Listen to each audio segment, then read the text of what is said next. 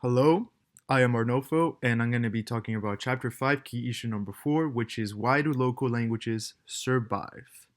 This chapter kind of talks about preserving languages, endangered languages, and actually some new and growing languages that are, going on as we speak. So, some key terms.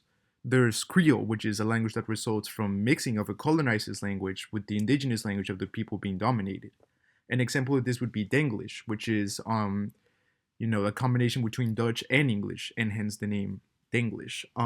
There's also dialect, which is a regional variety of a language distinguished by vocabulary, spelling, and pronunciation.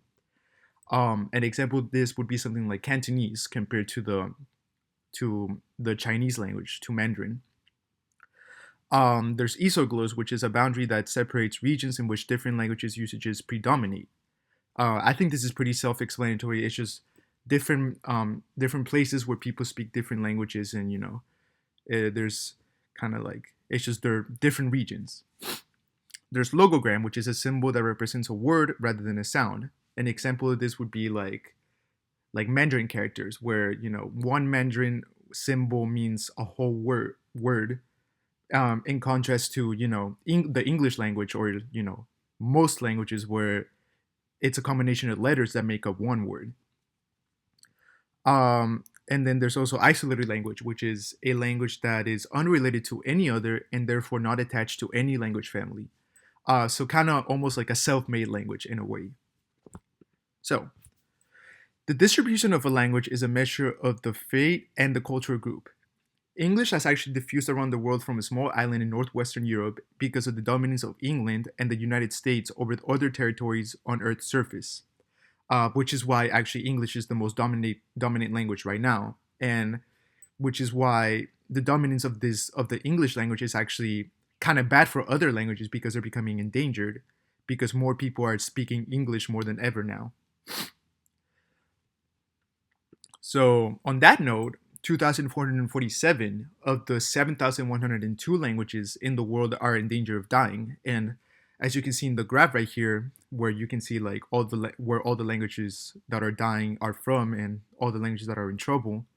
If you pay close attention, the top three places where languages are in danger of dying are South Pacific, Latin America, and North America. Of course, North America being where the U.S. is, and where Canada is, and where Mexico is, and where the most predominant language there is English.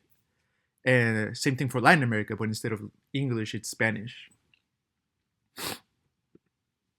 So, speaking specifically of the US, there's 61 languages that are in trouble and 142 are dying, which to me was just, this in of itself was crazy to me because I didn't know there was that many languages being spoken just in the US, and let alone so many languages dying. But in some good news, five endangered native languages are actually reawakening. One of these being the I'm not sure how to pronounce that. I just say Mia language, which nobody really spoke as their first language since the 1960s. Which is until a Miami tribe member that has acquired fluency, and now he's teaching his sons the language as their first language, making them the only first language speakers in the world at the moment for Mia. There's actually an online dictionary that has been acquired as part of the arrival of the Mia language, and I put a link right there if any of you guys want to check it out. So, preserving languages. There's a lot of languages that are trying to be preserved at the moment. In the European Union has actually identified 60 local languages that people are trying to preserve, and a lot of these languages are actually Celtic languages, which is a particular interest to English speakers, and this is because these languages actually offer insight into the cultural heritage of places that now speak English. So it's just pretty much to become more in tune with like who to what their culture is. Pretty much that's why they're trying to preserve these languages.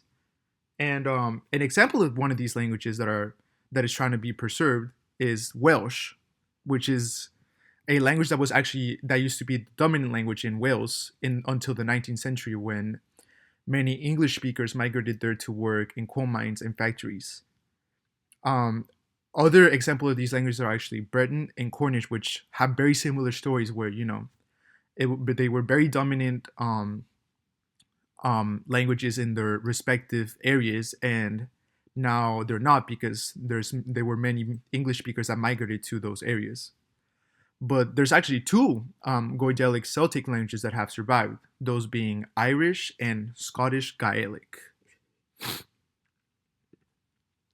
So, isolated and extinct languages.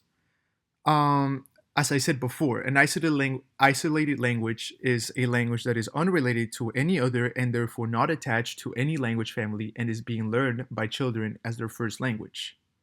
I'm not sure how you say that, but Ethnologue considers only 6 of 82 isolated languages to be in vigorous use. One of these languages is actually Basque, which is the first language of 600,000 people in northern Spain and southwestern France. Basque is considered the only language currently spoken in Europe that survives from the period before the arrival of the Indo-European speakers, which to me this is just crazy how this specific language has survived for so many years and so many people still speak it. 600,000, that's a lot of people. But in the other hand, 367 languages actually have become extinct. And an example of one of these, extinct languages is Liv, which is a language belonging to the Uralic family, which became extinct in 2013. And I don't know, this just comes to show how quickly these languages are just becoming extinct and how quickly people are just starting to forget about them. Because 2013, that's not too long ago, that was just 7 years ago. Same thing for Callum, which is a language that was once spoken in Washington's Olympic Peninsula and Vancouver Island in Canada. And, it became extinct in 2014, which again, wasn't too long ago. So, new and growing languages. A research team from Oregon's Living Tongues went to India and heard a language that wasn't even known. And they actually concluded that they were hearing a distinct language belonging to the Tibeto-Burman branch of the Sino-Tibetan family. This to me just comes to show how quickly languages are also growing in contrast to them becoming extinct. Another example of a growing language is Hebrew, which is a language that is being used more than ever right now, in fact. This is because Israel became an independent country in 1948, and Hebrew became one of the 2 official languages in the country. And this is actually specifically interesting because at the time of Jesus, most people spoke Aramaic, which was replaced by Arabic in Israel, and also because Hebrew wasn't really taught on since biblical times, and therefore words had to be created for so many objects that weren't around in biblical times, and they had to be created for modern times for people to talk. So in conclusion, many languages have become extinct, many languages are growing. It's just to me this is just a cycle. Definitely English is becoming a very dominant language, and it's definitely making a lot of languages extinct, but that's just, it is what it is.